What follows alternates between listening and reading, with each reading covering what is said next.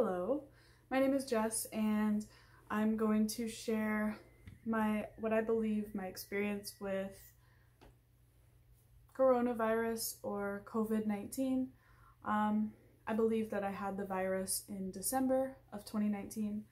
I know that that's before all of the data shows that people were getting the disease in America. I'm in Austin, Texas, but I truly believe that I had it and a few of my friends had it along with my boyfriend. In my research, that's what I believe. So I wanted to share my symptoms and kind of do a day-by-day look at what the disease looked like for me, or the virus, what it did to me, and how it affected my body and my health. So first of all, I am 29 years old. I'm generally healthy. I have moderate asthma, so I do have a respiratory disease. And excuse me, I eat pretty healthy, I work out pretty regularly, but I do have asthma. So I'm going to just describe what happened by each day of the disease. I'm counting day 1 as the day that I started to have extreme symptoms. So not just like normal sore throat, cold symptoms. It was like, boom, okay, I'm definitely sick with something weird. So I had started it in November, the very, very end of November, probably like the 30th to the 1st of December. I felt weird feeling in my nose and throat. It was like kind of like a cold or allergies, but just felt different. It felt different. It was like hard. I don't know how to explain it. It was just like a weird feeling. Runny nose, sore throat. And then on the 2nd of December, I am going to call this day 1 because I started having extreme hot flashes, which I'm a very cold person normally, so for me to be like sweating and hot is very unusual. I usually keep my house at 77. It was at 70 or 72, so that's pretty significant. I could not sleep. I don't know if it was just because I was so hot or if it was because I just couldn't sleep in general because of the thing. But yeah, I would also just randomly get cold chills, but they were much less frequent and not as long lasting as the hot flashes were. And then on day 2, I had to leave work early because I was having severe diarrhea, and I'm not the kind of person that would normally leave work with like having diarrhea, but it was like horrific. It was really, really bad. So I left work and I got home and I just slept, and that night I couldn't taste anything. Nothing had a taste anymore. Even extreme things had no taste whatsoever. It was the weirdest thing I've ever experienced. And some weird stuff was happening with my throat. My voice sounded weird. Day 3, I called off work that day because I was having trouble breathing the night before and I didn't sleep. I figured that the trouble breathing was from allergy-induced asthma, so I took a Benadryl, and I thought that's why I was so tired. When I woke up, I was like, I'm just not gonna go to work. But it was much more exhaustion than I would normally get. So I was exhausted. I had a really bad stomach ache. No appetite. I was still having trouble breathing. I'm looking down at a list because I can't stay organized in my brain. Everything on day 3, instead of having no taste, everything tasted like salt. So when I took a bite of food, it felt like I was taking a bite, like someone just dumped like salt onto a spoon, like piled really high, and I bit into it, and that was what I was eating. It was disgusting, and that lasted for like 3 days, I think, approximately, because the days all kind of blur together and it's really weird. I just found all this information through looking at my old text messages with people because I was talking about it. So yeah, I thought that maybe a day-by-day explanation would be helpful. So I still had a sore throat on day 3. Then on day 4, I was forced to go to work because I had no more time off to take. So I went to work and I was very exhausted, and I had an extreme stuffy and runny nose, so it was basically full-blown cold. It felt like I was just getting sick. I had a really bad cough, and I was just kind of having a lot of mental confusion. It was really difficult to focus on my job.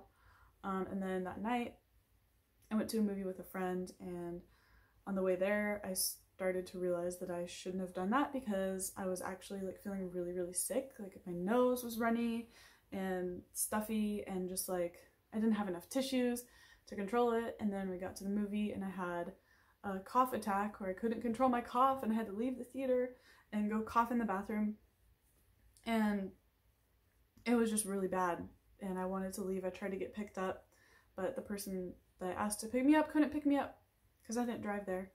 And I made it through the movie somehow and got dropped back off at my car, and when I was driving home, it felt dangerous. It felt like I shouldn't have been driving. I felt drunk.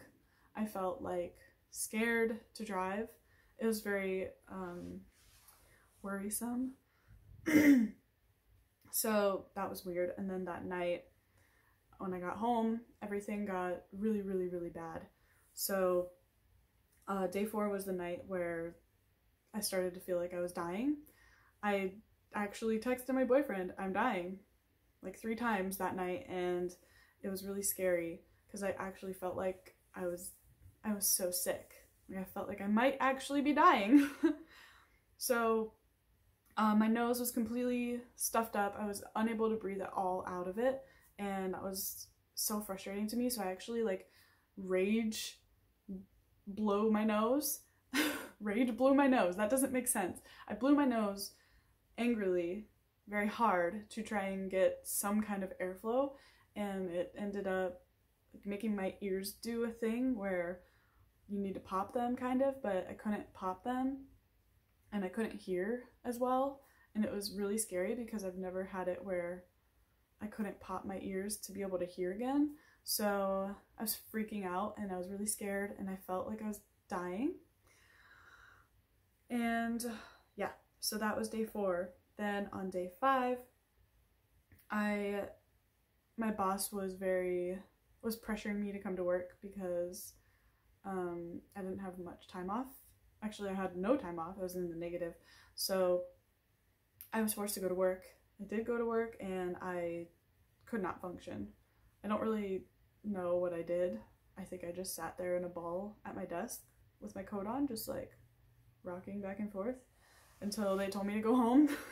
So I went home, and again, driving felt very dangerous and scary, and I'm really happy that I didn't get into an accident. So that was really scary. I could not be alive. So when I got home, again, I just completely passed out. I could not stay awake. And then when I woke up, I couldn't like move around. I couldn't stand up for a long period of time or very much at all. It took me a very long time to get up the motivation to move wherever my phone was and get it so I could text my boyfriend and be like, "I'm not okay. Please come take care of me. I need help." So luckily I was able to do that, but it was very, very, very hard.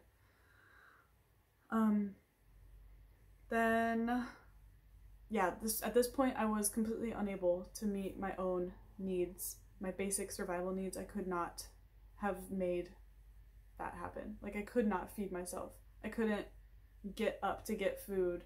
I didn't have the mental ability to order food to be delivered to me because I just couldn't stay awake. I just couldn't do anything to live. I just had to be in my body and try and heal, I guess. So luckily my boyfriend was able to come take care of me, and he took my temperature. I had a fever. It was 102, and that was really scary to hear because I've never had a fever that high ever in my whole life that I know of. So that was terrifying. And I think we said if it got to 103, or maybe it was 103, and if it got to 105, we would go to the hospital. I don't remember. It was over 100. It was definitely at least 102. But that was day 5. And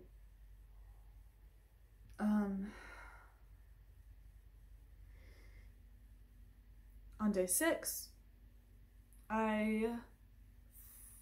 now these days all kind of blur together. It wasn't I didn't understand that time was passing. It didn't feel like time was passing. I was completely dissociated from reality. I was just there. Like, my body was just on autopilot. I couldn't do anything. I just remember laying on the couch for an endless amount of time and being woken up to take medicine and drink water, and that was it. And then eventually I was okay.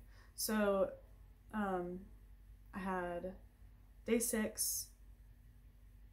I know that I was given a bath because I was able to text when my boyfriend wasn't there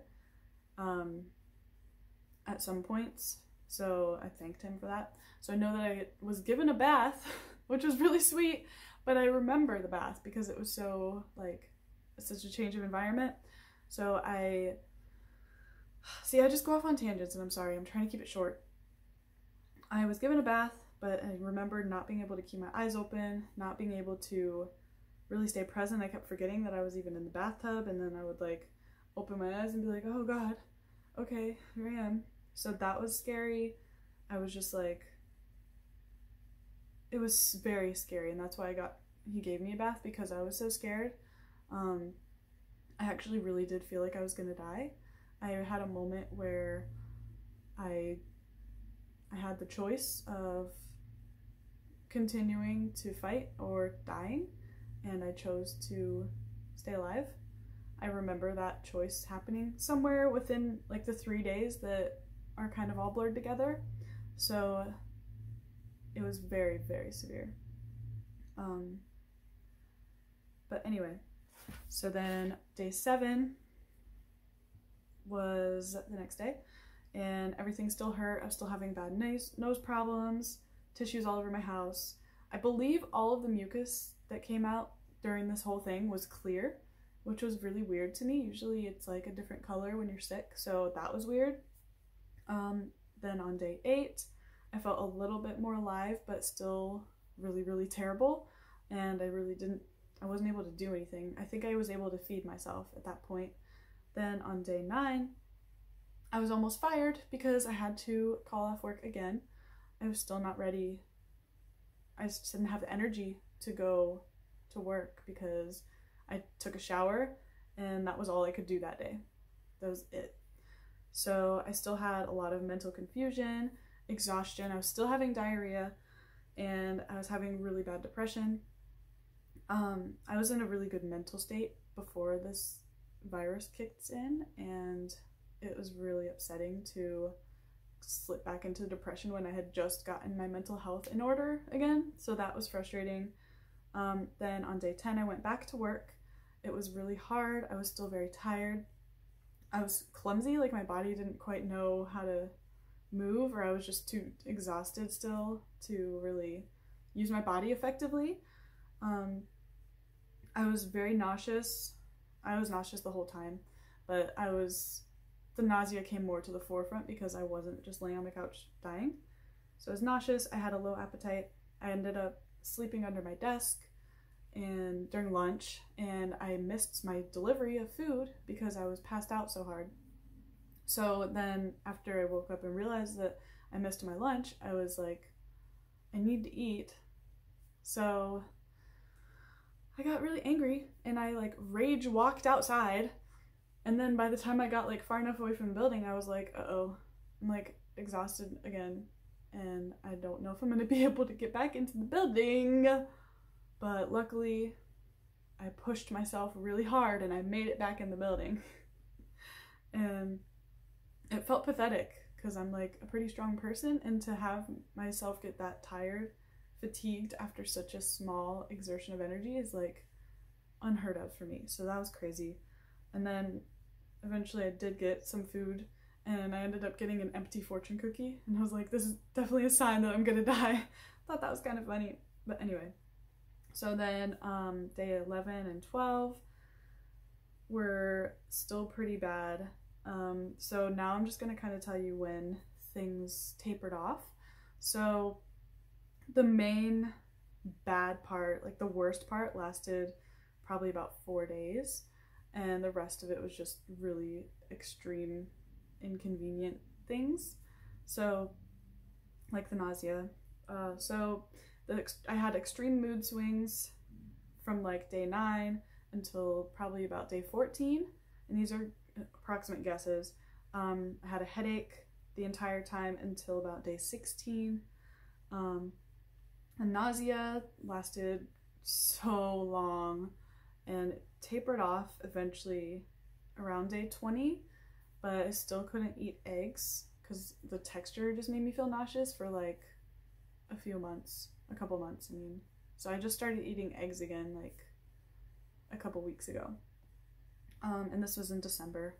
So, I started getting my energy back at a slow pace. I think I had like full energy back probably around day 30, I want to say.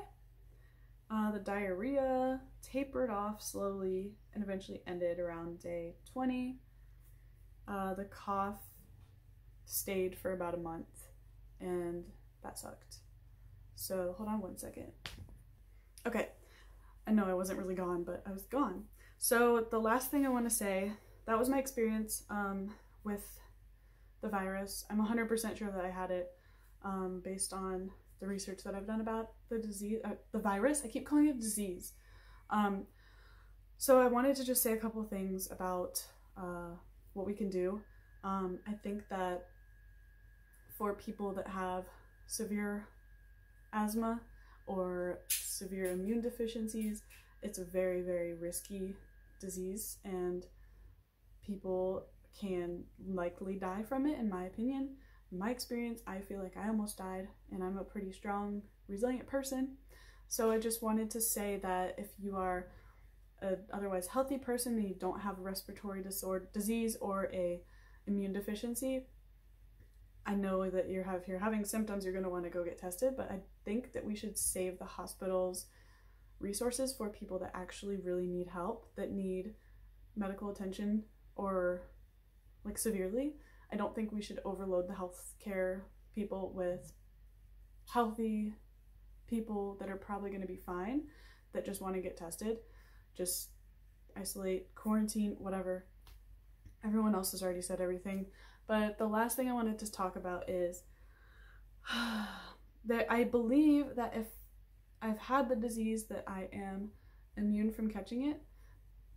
Intuitively, I believe that, but then I found an article that said that there was a study done on rhesus monkeys, I don't know if I'm saying that right, that said that they infected the monkeys with this virus, COVID-19 or SARS-2 or something, I don't know. And I will link the article and the study in the description. But they infected them with the virus, and then they allowed the virus to take its course, and then once they were fully done with the virus and healed, they gave them a virus again, or exposed them to it, and they did not get the virus again. They did not get sick again. So I believe that humans will respond in a similar way. This is not peer-reviewed yet, and whatever. It confirms what I believe, and I believe that I had it. I believe that we will be immune if we have had it, but I'm not sure if we could still spread it. So I'm still going to self-isolate, and I have no intention of going out into the world and even possibly giving this to somebody else if I am a carrier somehow. So anyway, thank you for watching, and I hope this helps somebody. I think most people will be fine.